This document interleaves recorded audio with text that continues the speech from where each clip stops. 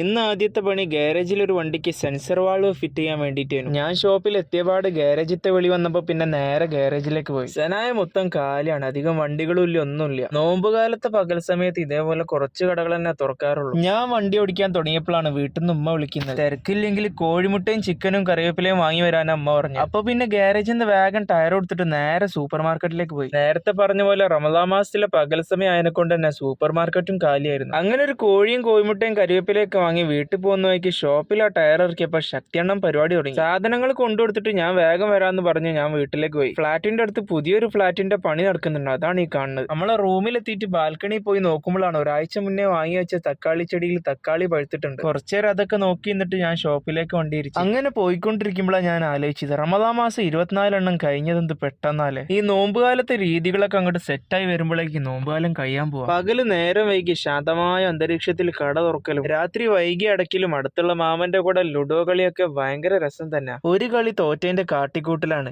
ഈ കാണുന്നത്.